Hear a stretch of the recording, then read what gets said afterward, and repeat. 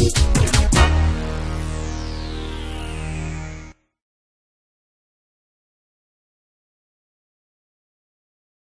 funds are primarily being utilized towards sort of three broad areas. 33% towards product development and engineering, operations. Right. So one of the key pieces of our company is that we have a combination of bots and humans that complete the task for you.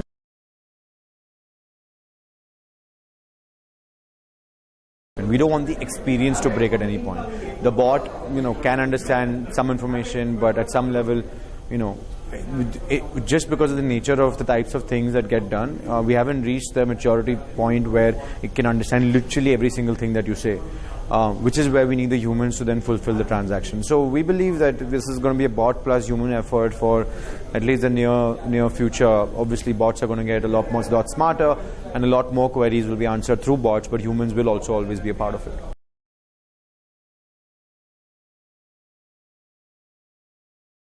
From a monetization perspective, our strategy is pretty straightforward, where all the bookings and all the transactions that we drive on the platform, we make a % cut of that from the vendor or from our partner.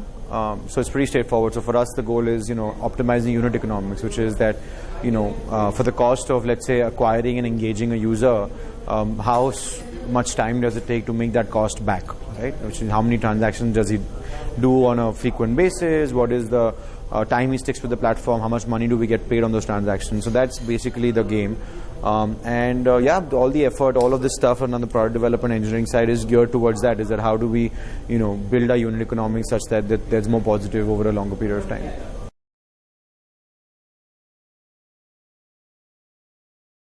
Customer acquisition standpoint, we do paid advertising, obviously, right? So we do online advertising, we do digital advertising, we do a little bit of offline advertising as well. So we do spend on acquiring users. We just haven't done cashbacks yet. So I think at some point we will experiment with them and we'll see sort of how they work.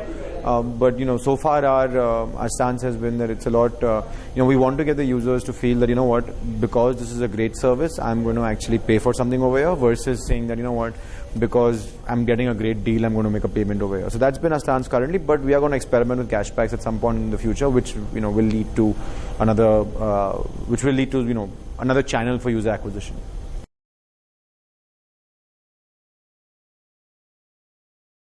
There are broadly going to be three types of players, right? One is going to be, let's say, a platform for chatbots, which is, let's say, a Facebook, right? Second is going to be, let's say, an aggregator of specific use cases and chatbots, which is, let's say, a Haptik, right? With an underlying layer of personalization. And the third is going to be nothing to do with chat, just like a one app for all, right? Which is like there's no chat involved. You just come here and you can do a bunch of transactions and get things done. We believe that at some level there will be room for all three types of these companies, because fundamentally people want to have less and less apps on their phone, and they want to ultimately have a convergence point where it's easier to get a lot of things done within one app.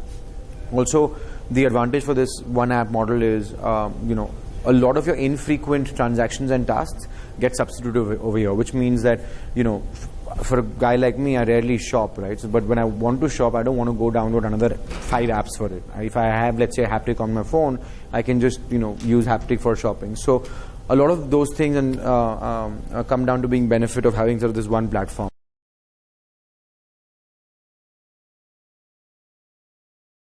Yeah, so look, I mean, similar to lots of other businesses and industries, right? You're going to have competitors, you're going to have people who do different things, and it comes down to, your execution and your strategy and how you want to build things out, right?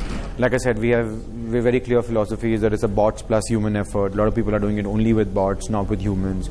We have very clear philosophy that we want to focus on certain number of use cases, versus a lot of other apps are doing it for all types of use cases.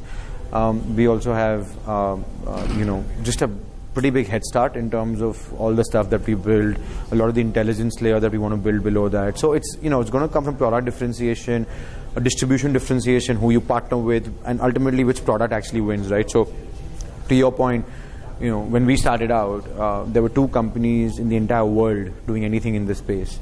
Last year, 2015, about a year back, right about this time, there was about 50 doing only in India, right? And as of today, we're again back to about 10 or 12, out of which, the remaining are pretty much very, very new, or either sort of are not going anywhere. So there's, the market is again sort of matured and people have understood. So, it's there's no larger serious competition in India yet, and most of our competition will come from the global platforms.